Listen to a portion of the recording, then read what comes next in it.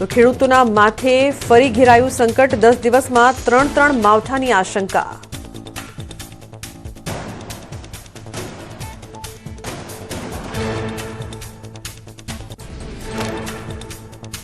માવઠાને લઈને હવામાન વિભાગની આગાહી, અપર એર સાયક્લોનિક સર્ક્યુલેશન સક્રિય થતા સૌરાષ્ટ્ર અને ઉત્તર ગુજરાતના જિલ્લાઓમાં વરસાદની આગાહી। આગામી 24 કલાકમાં બનાસકાંઠા, સાબરકાંઠા, પાટણ, મહેસાણા, ગીર સોમનાથ, અમરેલી સહિતમાં પડી શકે છે વરસાદ। બદ્રીનાથ ધામમાં ભારે હિમવર્ષાના કારણે 200થી વધુ કર્મીઓ અને શ્રમિકો ફસાયા। તમામ કર્મચારીઓ માટે રહેવાની, જમવાની કરાઈ વ્યવસ્થા। વીજ પુરવઠો ખોરવાઈ જતા મુશ્કેલીમાં થયો વધારો। ઉત્તરાખંડના ઉત્તરકાશીના વાતાવરણમાં પલટો, કમોસમી વરસાદ અને ઉચ્ચ પ્રદેશોમાં હિમવર્ષાને પગલે વાતાવરણ બન્યું ઠંડુગાર। પહાડો પર બરફની ચાદર છવાઈ જતા પ્રકૃતિનો નયનરમ્ય નજારો આવ્યો સામે। માર્ગો પર બરફના થર જામી જતા પરિવહન ઠપ। ગંગોત્રી યમુનોત્રી હાઈવે ઠપ થતા અનેક પ્રવાસીઓ ફસાયા। તંત્રએ બરફ હટાવી રસ્તાઓ પૂર્વવત કરવા હાથ ધરી કામગીરી। સતત હિમવર્ષાના કારણે પડી રહી છે હાલાકી। બદ્રીનાથ ધામમાં ભારે હિમવર્ષા બાદ ગ્લેશિયર ધસી પડ્યા। કંચનગંગા નજીક નદીની જેમ વહેતા ગ્લેશિયરનો નજારો આવ્યો સામે। માર્ગો ઠપ થઈ જતા તંત્રએ જેસીબી સહિતના મશીનોથી અવરોધ દૂર કરવા હાથ ધરી કામગીરી। ઉત્તરાખંડના ચમોલીમાં ભારે વરસાદ બાદ ભૂસ્ખલનની ઘટનામાં વધારો। બદ્રીનાથ માર્ગ પર પિનોલા નજીક મોટા પથ્થરો ધસી પડતા માર્ગ થયો ઠપ। મુખ્ય માર્ગો બંધ થતા પરિવહન પર પડી અસર। રાજસ્થાનના જૈસલમેરમાં વેસ્ટર્ન ડિસ્ટર્બન્સની અસરથી વરસાદી માહોલ। કમોસમી વરસાદથી વાતાવરણમાં પ્રસરી ઠંડક। પ્રવાસીઓ અને સ્થાનિકોમાં જોવા મળ્યો ખુશીનો માહોલ। ગાઢ ધુમ્મસની ચાદરમાં લપેટાયું રામનગરી અયોધ્યા। વિઝિબિલિટી ઘટતા જનજીવન થયું પ્રભાવિત। ગાઢ ધુમ્મસના કારણે વાહન ચાલકો પરેશાન। ઠંડીનો પારો પણ ગગડ્યો। દિલ્હીમાં સવારના સમયે ગાઢ ધુમ્મસની છવાઈ ચાદર। કમોસમી વરસાદને કારણે 13 ડિગ્રી પર પહોંચ્યો તાપમાનનો પારો। વાતાવરણ ઠંડુગાર બનતા ભર ઉનાળે લોકોને થયો શિયાળાનો અહેસાસ।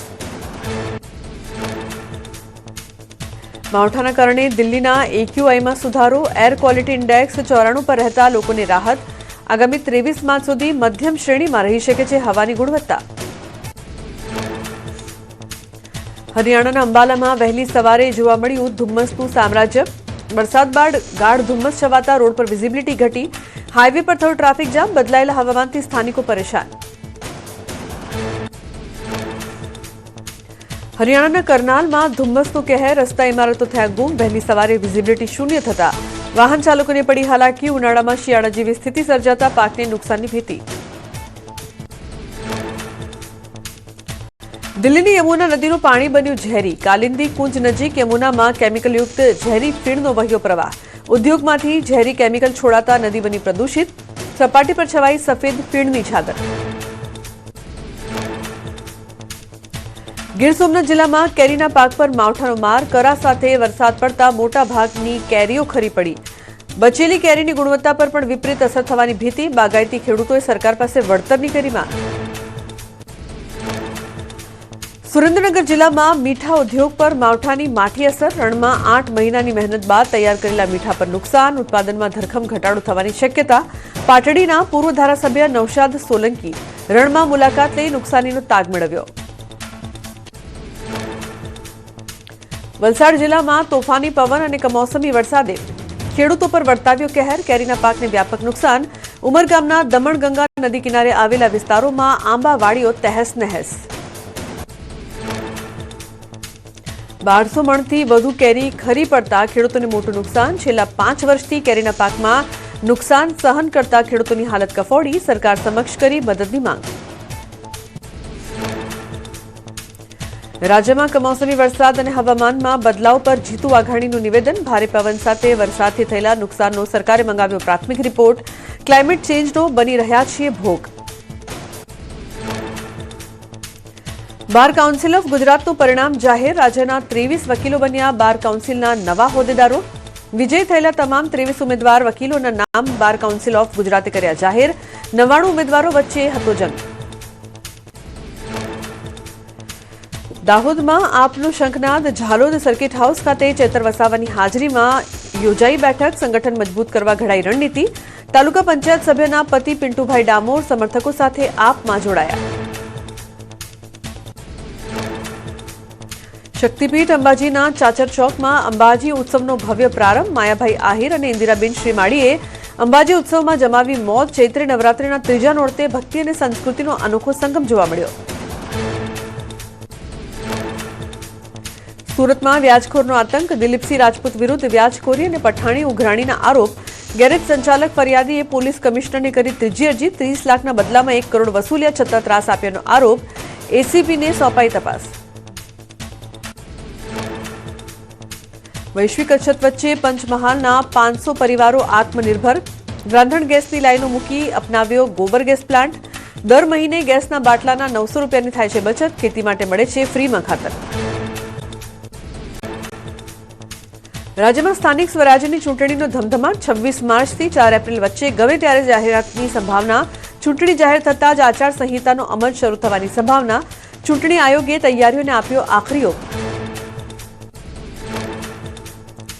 26 માર્ચથી 4 એપ્રિલ વચ્ચે બહાર પડી શકે છે સ્થાનિક સ્વરાજ્યની ચૂંટણીનું જાહેરનામું.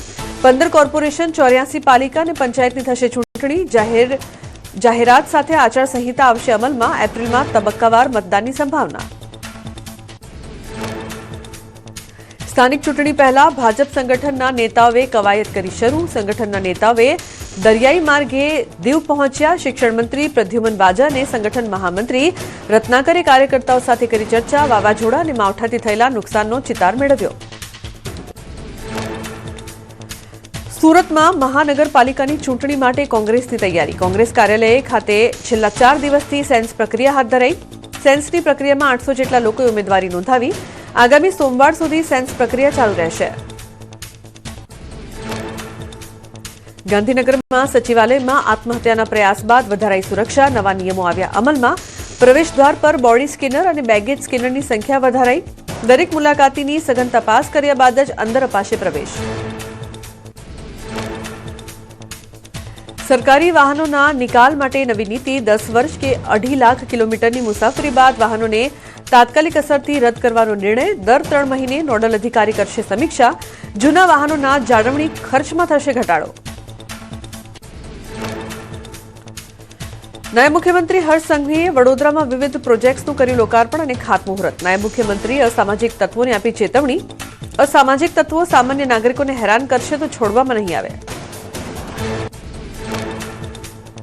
રાજુલામાં ધારાસભ્ય હીરા સોલંકીનો જોવા મળ્યો નવો અંદાજ. 4 નવી એસટી બસની લીલી ઝંડી આપી.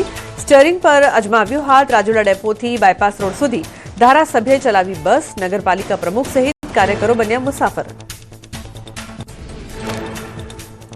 અમદાવાદમાં એએમસીની સંકલન સમિતિની બેઠક. મનપા કમિશનર બંછાનિધિ પાનીની અધ્યક્ષતામાં મળેલી બેઠકમાં ધારાસભ્યોએ પોતાના વિસ્તાર અંગે કરી રજૂઆત. એક્યુઆઈ મુદ્દે એલિસબ્રિજ ધારાસભ્ય અમિત શાહે કરી રજૂઆત. જગન્નાથ મંદિર આસપાસ નોનવેજની દુકાનો બંધ કરાવવાની માંગ. ગાંધીનગરના કુડાસણમાં મિલેટ મહોત્સવ અને પ્રાકૃતિક ફાર્મર માર્કેટનું આયોજન. રાજ્યકક્ષાના મંત્રી દર્શનાબેન વાઘેલા, મેયર મીરાબેન, ધારાસભ્ય રીટાબેન રહ્યા હાજર. મંત્રીએ મહિલાઓને રસોડામાં ફરીથી બાજરી, જુવાર અને રાગી જેવા ધાન્યોને સ્થાન આપવા કરી અપીલ. મનપાએ મિલેટનું વેચાણ કરતી 6 દુકાનો ફ્રીમાં ફાળવી. ખેડૂતોને શુદ્ધ ખેતી કરવા અને લાલચ છોડી પ્રાકૃતિક ખેતી અપનાવવા કર્યા પ્રોત્સાહિત. લોકોએ ઉત્સાહભેર સ્ટોલની લીધી મુલાકાત. રાજ્યના મહાનગરોમાં 2 દિવસીય મિલેટ અને પ્રાકૃતિક ફાર્મર માર્કેટનો પ્રારંભ. મહોત્સવમાં ખેડૂતોને વેચાણ માટે અપાઈ નિઃશુલ્ક સુવિધાઓ. 700થી વધુ સ્ટોલ્સથી ખેડૂતોને સીધા વેચાણ માટે મળ્યું પ્લેટફોર્મ. અમદાવાદમાં સાબરમતી રિવરફ્રન્ટ પર રાજ્યકક્ષાના મિલેટ મહોત્સવનો પ્રારંભ. કેબિનેટ મંત્રી જીતુ વાઘાણી અને ભાજપ પ્રમુખે કરાવી શરૂઆત. નાગરિકો મિલેટની શુદ્ધ બનાવટની ખરીદી કરી પૌષ્ટિક વાનગીનો સ્વાદ માણી શકે તેવી વ્યવસ્થા. જૂનાગઢમાં 2 દિવસીય મિલેટ અને પ્રાકૃતિક ફાર્મર માર્કેટ 2026નો પ્રારંભ. જિલ્લાના પ્રભારી મંત્રી ડોક્ટર પ્રદ્યુમન વાજાના હસ્તે કરાયો શુભારંભ. 49 જેટલા સ્ટોલ્સ દ્વારા ખેડૂતોને સીધું વેચાણ પ્લેટફોર્મ મળતા આવકમાં વધારો થશે. અમદાવાદમાં આયોજિત ઓડિશા પર્વનો નાયબ મુખ્યમંત્રી હર્ષ સંઘવીના હસ્તે શુભારંભ. ઓડિશાના નાયબ મુખ્યમંત્રી પણ રહ્યા ઉપસ્થિત. ઓડિશા તથા ગુજરાતના લોકો મોટી સંખ્યામાં રહ્યા હાજર.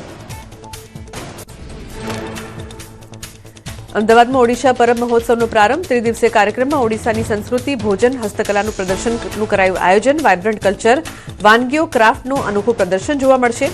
ઓડિશા ટુરિઝમ માટે 1,000 કરોડનું બજેટ ફાળવાયું. ગુજરાત વિદ્યાપીઠે વર્ષ બજેટ 26 માટે જાહેર કર્યો પ્રવેશ કાર્યક્રમ. આજથી વિવિધ અભ્યાસક્રમોની 1,246 બેઠકો પર શરૂ કરાશે પ્રવેશ પ્રક્રિયા. 14 મે તમામ પ્રક્રિયા થશે પૂર્ણ. 1 જુલાઈથી થશે નવા સત્રનો પ્રારંભ. પ્રધાનમંત્રી મોદી 31 માર્ચે આવશે ગુજરાતના પ્રવાસે. ગાંધીનગર, અમદાવાદ અને વાવ થરાદમાં વિકાસ કાર્યોની આપશે ભેટ. ગાંધીનગરના કોબામાં અત્યાધુનિક મ્યુઝિયમનું કરશે લોકાર્પણ. મહાવીર આરાધના કેન્દ્રમાં યોજાશે કાર્યક્રમ. સાણંદ જીઆઈડીસીમાં વધુ એક સેમી કન્ડક્ટર યુનિટનું પીએમ મોદી કરશે લોકાર્પણ. નવા યુનિટના પ્રારંભથી રાજ્યમાં ઇલેક્ટ્રોનિક્સ અને હાઈટેક મેન્યુફેક્ચરિંગ ક્ષેત્રે ઊભી થશે નવી તકો. વાવ થરાદમાં બનાસ ડેરીના નવા પ્લાન્ટનું કરશે ઉદ્ઘાટન. પાટણમાં ભાવેશ ઝીલિયાના ગેરકાયદેસર બાંધકામ પર ચાલ્યું બુલડોઝર. રામાધણ ફાર્મ હાઉસ પર ફરી વળી બુલડોઝર. મકાન સિવાયનું બાંધકામ પણ તોડી પડાયું. ચુસ્ત પોલીસ બંદોબસ્ત વચ્ચે પોલીસે કરી કાર્યવાહી. પાટણ એલસીબીના પોલીસ કર્મીઓને અલ્પેશ ઠાકોર સહિત સમાજના આગેવાનોએ જિલ્લા પોલીસ વડા સાથે કરી બેઠક. સમાજના આગેવાનોની માંગણીઓ સ્વીકારતા ક્ષત્રિય સમાજની સભા મોકૂફ. અસામાજિક તત્વો સામે કડક કાર્યવાહીની માંગ. રાજકોટના મોટી મારણમાં વિકાસના કામમાં વિવાદ. 10 લાખના ખર્ચે બનેલા નવા કોઝવેમાં ભ્રષ્ટાચારના આક્ષેપ સાથે ખેડૂતોએ કર્યો વિરોધ. જેતપુરના મોટી મારણમાં નવા પુલ પર પડી તિરાડો. રોષે ભરાયેલા ગ્રામજનોએ તપાસની કરી માંગ. ભ્રષ્ટાચારના આક્ષેપથી ગરમાયું રાજકારણ. ખેડૂતો અને ગ્રામ પંચાયતના સદસ્યે વિરોધમાં રસ્તા પર જ બોલાવી રામધૂન. મહિલા સરપંચે તમામ આક્ષેપોને પાયા વિહોણા ગણાવ્યા. ભારે વાહનો પુલ પરથી પસાર થવાના કારણે કોઝવેને નુકસાન પહોંચ્યું હોવાનો દાવો. ભારતમાં રહેલા પાકિસ્તાનના પૂર્વ ઉચ્ચાયુક્ત અબ્દુલ બાસિતની ધમકી. કહ્યું, જો અમેરિકા હુમલો કરશે તો અમે દિલ્હી, મુંબઈને નિશાન બનાવીશું. ગેસ સંકટ વચ્ચે વધુ એક સારા સમાચાર. અમેરિકાથી એલપીજી કાર્ગો મેંગલુરુ પહોંચ્યું. 26,687 ટન ગેસ લઈને કાર્ગો જહાજ પહોંચ્યું ભારત. 29 માર્ચે પણ વધુ એક કાર્ગો જહાજ પહોંચશે ભારત. સુરતના કાપડ ઉદ્યોગ પર જોવા મળી મિડલ ઇસ્ટના યુદ્ધની અસર. શહેરની 400 જેટલી કાપડ મિલો સપ્તાહમાં 2 દિવસ સત્તાવાર રીતે પાડશે બંધ. દક્ષિણ ગુજરાત ટેક્સટાઇલ પ્રોસેસર્સ એસોસિએશને લીધો મોટો નિર્ણય.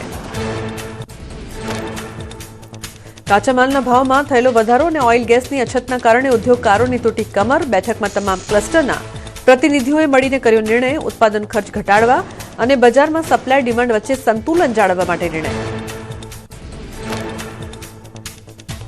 અમદાવાદના ટેક્સટાઇલ ઉદ્યોગ પર પણ પડી પશ્ચિમી એશિયાના યુદ્ધની અસર. નારોલ વિસ્તારમાં 25 જેટલા કાપડ પ્રોસેસ હાઉસ થયા બંધ. કાચા માલ અને કેમિકલના પુરવઠામાં વિક્ષેપની પડી અસર. ઉદ્યોગકારો પાસે માત્ર 15 દિવસનો જ સ્ટોક બાકી. આગામી 2 મહિનામાં કપડાના ભાવ વધવાની શક્યતા વ્યક્ત કરાઈ. કામમાં ઘટાડાના કારણે કામદારો પણ સ્થળાંતર કરવા મજબૂર. 7 દિવસમાં 1 યુનિટ 2 દિવસ બંધ રાખવાનો ટેક્સટાઇલ એસોસિએશનનો નિર્ણય. ખાદ્ય તેલના ભાવમાં ફરી એક વખત ઉછાળો. સિંગ તેલના ડબ્બે 10 અને કપાસિયા તેલમાં ડબ્બાનો ભાવ 2,440 પર પહોંચ્યો. 1 મહિનામાં પામ ઓઇલ સહિતના તેલમાં 150 થી 200 રૂપિયાનો વધારો. મગફળીની આવક ઘટવાથી થયો ભાવ વધારો. દાહોદના મુખ્ય માર્ગ, સ્ટેશન રોડ, ઠક્કર ફળિયા વિસ્તાર સહિતમાં હટાવાયા દબાણો. ખાણીપીણીની દુકાનો સહિતના સિંગલ યુઝ પ્લાસ્ટિક, ગંદકી સહિત લઈને કરાયું ચેકિંગ. નિયમોનો ઉલાળ્યો કરતા દુકાનદારો સામે કરાઈ દંડાત્મક કાર્યવાહી. પોરબંદરમાં જુબેલી પુલ નીચે પાણીના નિકાલનો માર્ગ અવરોધાયો. કાટમાળના મોટા ઢગલા ખડકાતા અનેક વિસ્તારોમાં થઈ શકે છે જળબંબાકાર. સંબંધિત વિભાગો એકબીજા પર જવાબદારી ઢોળતા હોવાથી લોકોમાં છવાયો રોષ. ખેડા જિલ્લા પંચાયતના માર્ગ અને મકાન વિભાગમાં વહીવટીતંત્રની બેદરકારી. છેલ્લા 3 મહિનાથી સરકારી અને આઉટસોર્સના કર્મચારીઓ પગારથી વંચિત. અનેકવાર રજૂઆત છતાં અધિકારીઓ સાંભળતા ન હોવાનો આરોપ.